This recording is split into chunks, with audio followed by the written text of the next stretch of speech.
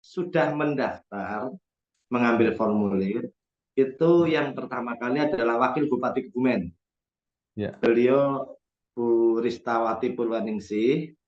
Kemudian yang kedua adalah Haji Yulianto. Kemudian Pak Arief Suganto berkomunikasi karena beliau posisi di luar negeri waktu itu tanggal 5, sehingga beliau menugaskan LO-nya untuk mengambil formulir.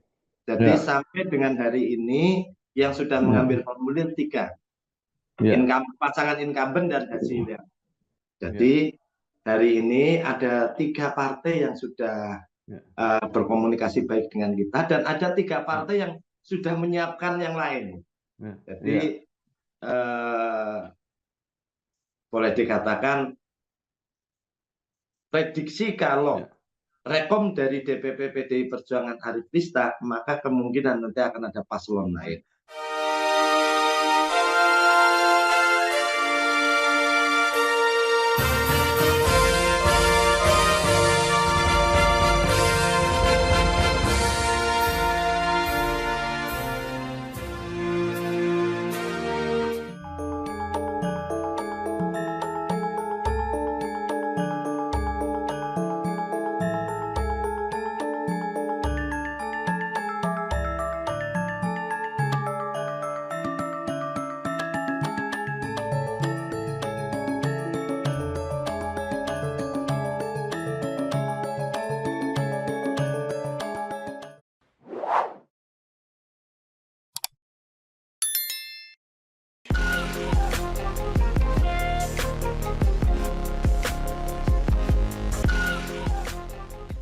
Assalamualaikum warahmatullahi wabarakatuh. Waalaikumsalam warahmatullahi wabarakatuh. Bersama saya Bambang Sadono di kanal Inspirasi Jawa Tengah. Mudah-mudahan kanal ini selalu bisa memberi inspirasi, motivasi, dan edukasi. Kami sedang mempersiapkan beberapa video wawancara untuk memantau dinamika kabupaten kota dalam pilkada serentak, termasuk pemilihan bupati dan wakil bupati Kebumen periode 2024-2029. Saat ini saya sudah bersama dengan salah seorang tokoh Kebumen, yaitu Bapak Saiful Hadi, Sarjana Ilmu Komunikasi, Ketua DPC PDI Perjuangan Kabupaten Kebumen. Apa kabar Pak Saiful? Alhamdulillah sehat. Pak Saiful ini lahir di Kebumen 5 Juli 1972. Pernah menjadi karyawan di Rumah Sakit Margono Soekardjo Purwokerto, kemudian pernah menjadi pengusaha, kemudian bergabung dengan PDI Perjuangan, saat ini anggota DPRD Jawa Tengah, dan Ketua DPC PDI Perjuangan Kabupaten Kebumen. Pak Saiful, mungkin ada hal yang kurang, bisa dilengkapi, bisa diceritakan perjalanan karir Pak Saiful sejak awal sampai saat ini. Monggo Pak, silakan Pak. Assalamualaikum Pak Bambang Sadono dan dulur-dulur semuanya. Apa yang sudah disampaikan kayaknya sudah lumayan cukup. Jadi saya adalah seorang PNS dulu di Rumah Sakit Margono, kemudian mulai ikut bergerak pra-reformasi, kemudian akhirnya keluar dari PNS, dan setelah reformasi mulai bisnis sambil belajar berpartai. Dan saya di PDI Perjuangan berawal di badan, yaitu di Baitul Muslimin Jawa Tengah bersama dengan Pak Ali Ahsun. Kemudian di masa waktu itu Pak Gubernurnya Pak Bibit Waluyo. Nah, kemudian pindah menjadi Badan Diklat, dan terakhir sebelum saya menjadi anggota dewan adalah Ketua Badan Saksi PDI Perjuangan Jawa Tengah. Dan sebenarnya saya usahanya kecil-kecilan, jadi sebenarnya kalau untuk modal nyalon nggak nyukup. Jadi sebenarnya saya kategori Korea, Pak Bambang. Kategori Korea yang alhamdulillah mendapat galah yang tepat, kemudian beliau bantu untuk saya akhirnya jadi anggota dewan. Iya, baik, luar biasa Pak Saiful. Nah, Pak Saiful mungkin bisa cerita perolehan hasil Pileg 2024 di Kabupaten Kebumen untuk PDI Perjuangan dan bagaimana proyeksinya untuk Pilkada. Karena jumlah kursi itu pasti menjadi modal awal untuk mempersiapkan pemilihan bupati dan wakil bupati. Monggo Pak Saiful. Ini saya memang sedang prihatin ya. Kalau PDI Perjuangan Jawa Tengah rata-rata sedang prihatin. Jadi kemarin suaranya naik pileg. Jadi tahun 2019 suara di Kebumen 154.000, sedangkan 2024 itu 161.500. Tetapi ada sedikit mungkin strateginya yang tidak tepat ataupun kekuatan caleg yang tidak merata. Kita justru turun 1 kursi menjadi 11, dulu 12. Dan ini menjadi kursinya sama dengan PKB, tapi jumlah suara tinggi PKB 2.500. Namun kursi masih 11, jadi masih bisa maju sendiri kalau mau maju sendiri. Begitu hasil pileknya.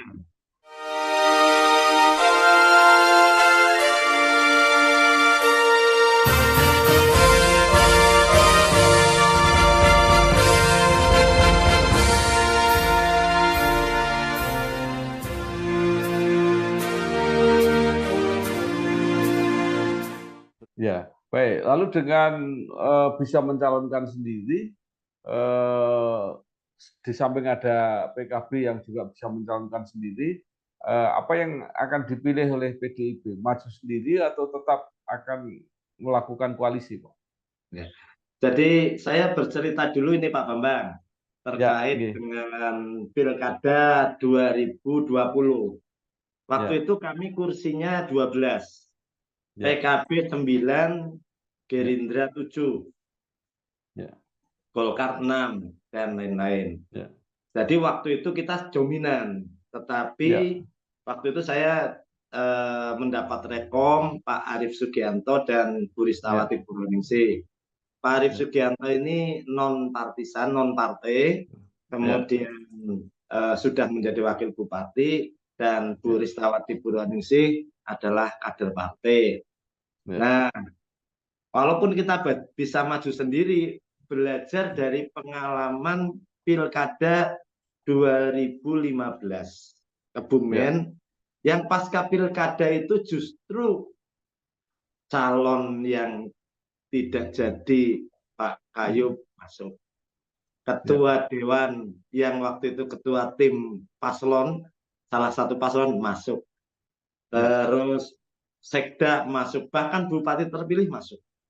Jadi saya kemudian waktu itu mengajak kepada kawan-kawan partai untuk berpikir, mari kita sambut pilkada yang tidak terlalu keraslah pertempurannya, juga tidak terlalu besar, ya ongkosnya lah kita bicara sederhana saja. Sehingga akhirnya kawan-kawan mau. Jadi akhirnya dengan komposisi Pak Arief Sugianto yang non partai ini kita anggap untuk milik semua, kemudian wakil bupatinya itu Bu Rista, dan kemudian berhasil menjadi kota kosong. Waktu itu saya mengusung tagline bersama membangun Kebumen sejahtera. Itu peta 2020 yang waktu itu kita sedang pandemi ya. Pilkada sedang pandemi itu paling berat itu. Nah, dengan pengalaman itu hari ini sebenarnya PDI Perjuangan masih bisa dikatakan punya incumbent, yaitu Pak Arief Sugianto dan Bu Ristawati Purwoningsih. Nah, petanya hari ini kami diinstruksikan oleh DPP untuk tidak melakukan pendaftaran tertutup. Artinya hanya mengunci di pasangan itu bukan. Tetapi kita diperintahkan untuk tetap menjaring. Maka Kebumen, PDI Perjuangan Kebumen sejak tanggal 5 Mei kemarin sudah membuka pendaftaran. Dan alhamdulillah cukup menggembirakan hasilnya. Ya, ya. Mungkin bisa diceritakan, Pak, tokoh-tokoh yang sudah mulai mendaftar melalui PDIP. Kalau yang sudah komunikasi itu sebenarnya ada 5. Ya. Ada 5 tokoh. Tetapi yang sudah mendaftar mengambil formulir itu yang pertama kali adalah Wakil Bupati Kebumen. Ya. Beliau Bu Ristawati Purwaningsih. Ya. Beliau juga Wakil Ketua DPC, sehingga ini kader internal. Kemudian yang kedua adalah Haji Yulianto. Haji Yulianto ini adalah pengusaha asli Kebumen yang masih bisnis di luar Kebumen, tetapi memang berniat untuk menjadi bupati atau wakil bupati. Kemudian untuk menguji kesungguhannya, kemarin beliau saya tugaskan untuk nyalek, ditugaskan oleh partai untuk nyalek dan terpilih. Dan beliau kemarin mendaftar, konsekuensinya jika harus mundur pun siap. Ini dari Hambal. Jadi kalau di Kebumen itu ada mitos pasangan biasanya harus kulon kali wetan kali. Karena Kebumen dibelah oleh sungai besar namanya Sungai Lupulo. Belum ada sejarahnya pasangan bupati dan wakil kok dari blok kulon atau dari blok wetan saja. Nah, ini sebenarnya 2 pasang ini sudah mewakili, karena Pak Yuli ini adalah orang Hambal, Bu Rista orang Gombong. Ini sudah mewakili wetan kali.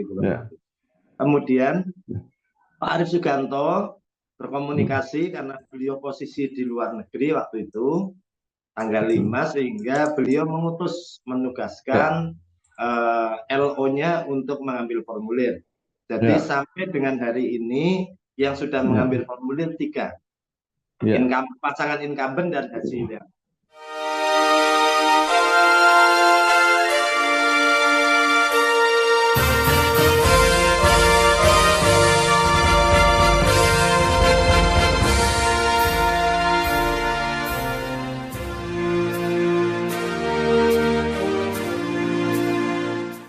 Ya, baik. Ini luar biasa untuk PDIP. Pertama punya incumbent, jadi potensinya pasti besar. Tapi juga punya incumbent wakil bupati, yang mungkin juga ingin naik, apalagi ada backup dari pengusaha ini. Lalu kira-kira apa yang akan terjadi, Pak? Itu nanti apakah tetap mendukung incumbent atau mendukung yang incumbent wakil bupati yang internal PDIP? Ini kita bicara hasil rapat saja kalau begitu, Pak Bambang.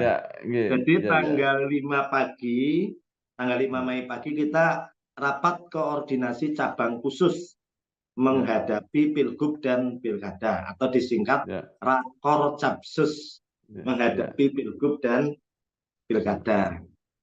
26 kecamatan, ketua sekretaris bendahara hadir, kemudian badan sayap partai juga hadir, juga sesepuh partai juga hadir.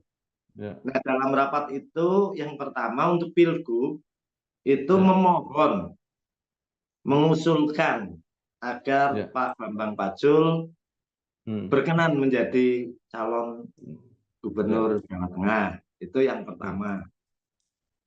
Nah, yang kedua hasil rapat adalah kita tetap melaksanakan penjaringan terbuka, tetapi aspirasi dari bawah, dari para kader, kepengin kader internal partai.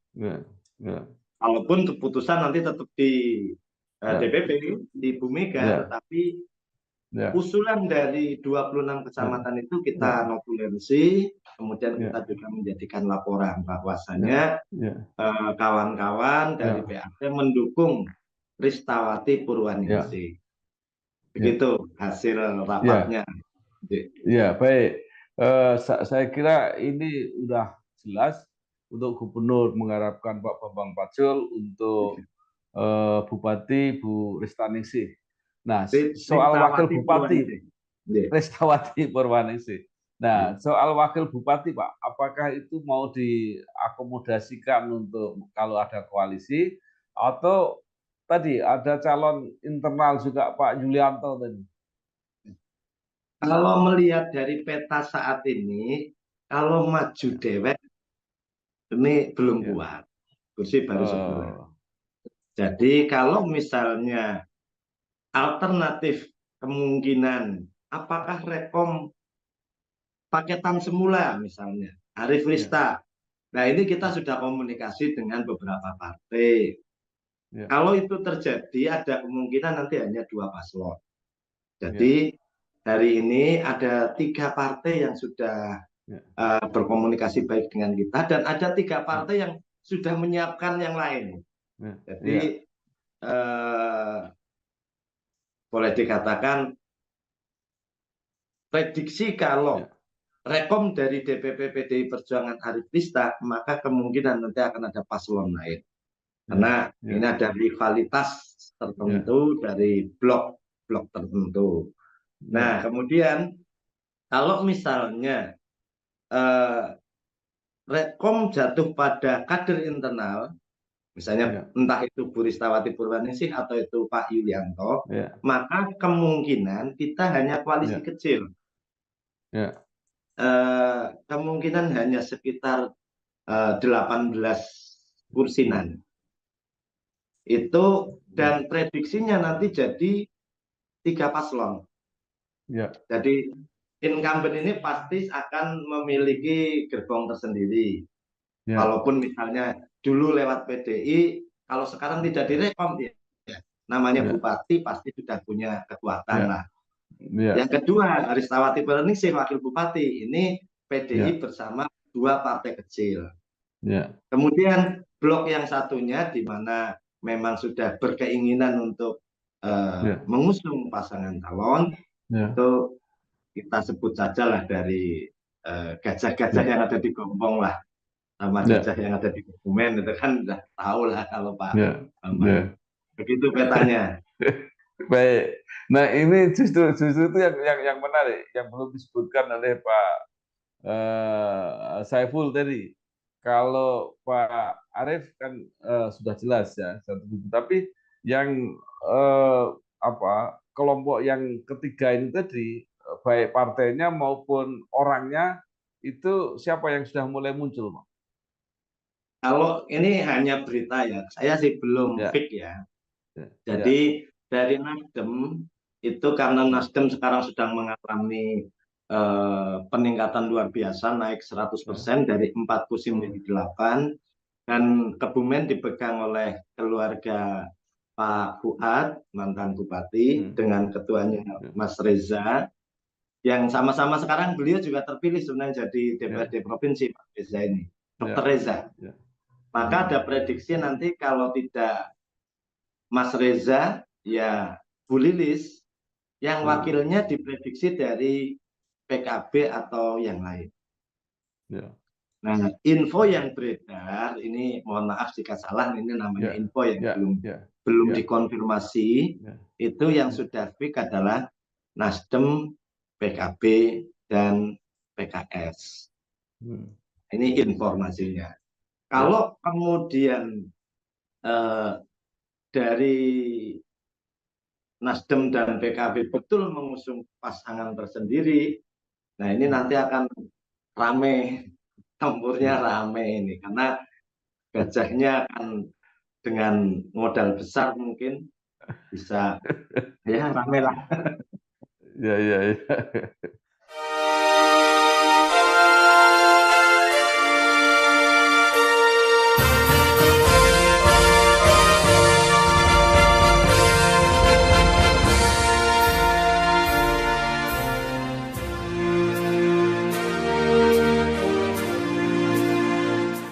Luar biasa, agak jelas pertanyaan Pak di Kebumen nanti. Nah, sekarang setelah bicara mengenai orang, mengenai koalisi, sebenarnya apa Pak masalah Kebumen yang mendesak ke depan yang harus diatasi oleh Bupati dan Wakil Bupati nanti?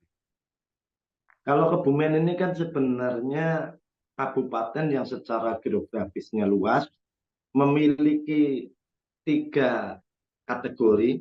Sisi selatannya adalah pantai, sisi tengahnya sawah, kemudian sisi utaranya pegunungan. Tapi sampai dengan hari ini angka kemiskinan masih tinggi, bahkan masih dibilang termiskin di Jawa Tengah. Nah, infrastruktur juga dikejar selama masa jabatan bupati ini, karena kemarin kan bupati periode ini kan bupati singkat banget karena pilkadanya diundur, selesainya diajukan, sehingga mengejar untuk menurunkan angka kemiskinan, menurunkan angka pengangguran dan pembangunan infrastruktur ini nggak nyendak. Tetapi kalau dilihat secara kasat mata bahwa era Arif Rista, pembangunan fisiknya terlihat oleh masyarakat. Jalan-jalan yang tadinya parah sekarang sudah diperbaiki, infrastruktur sudah banyak yang diperbaiki. Angka kemiskinan juga sudah turun. Penurunannya juga sudah lumayan, tetapi ini belum mengejar agar Kebumen lepas dari 10 besar lah. Ini belum. Nah, ini maka PR terberat adalah bagaimana mensejahterakan masyarakat. Bagaimana mengurangi pengangguran. Karena PDI Perjuangan tentunya mengikuti pesan Bung Karno untuk tugas utama dan pertama bagi partai adalah menambah tenaga kaum marhem atau mengurangi angka kemiskinan. Baik. Kalau dilihat dari potensi, Pak, apa potensi-potensi yang masih bisa dikembangkan di Kebumen? Kalau potensi banyak. Satu, dari sisi wisata. Kebumen ini tempat wisatanya banyak. Ini sudah berusaha digali dan kemudian kemarin dikombinasi dengan cara menghadirkan artis-artis ke Kebumen. Ini setiap tahun ada Kebumen Expo yang kemudian artis-artis datang dan ini bergeliat perekonomiannya. Kemudian yang kedua adalah potensi perikanan laut maupun perikanan darat. Ini sudah di Kebumen sudah dibangun ini, walaupun hasilnya belum terasa ke masyarakat karena baru selesai dan baru mulai operasi. Itu adalah kawasan tambak udang yang modern. Nah, kemudian potensi lain adalah pertanian, peternakan dengan luas wilayah yang cukup lebar, kemudian potensi tanahnya yang subur. Ini yang perlu digenjot adalah pertanian dan peternakan. Kemudian terkait dengan sisi utara Kebumen ini kan ada yang namanya wisata yang kayaknya sangat jarang ada. Dasar laut yang berada di pegunungan, geopark. Jadi lempeng bumi yang kemudian naik ini di Karang Sambung itu ada bukit-bukit yang itu bebatuannya itu adalah bebatuan dasar laut. Itu menjadi pusat orang belajar tentang bebatuan, tentang perjalanan perkembangan bumi, lapisan bumi dan sebagainya. Jadi ini perlu dikembangkan. Nah, yang berikutnya adalah budaya. Ini juga bagaimana agar budaya bisa dikombinasikan, bisa di-mixkan dengan wisata sehingga menjadi kegiatan masyarakat yang menghasilkan kesejahteraan sekaligus melestarikan budaya.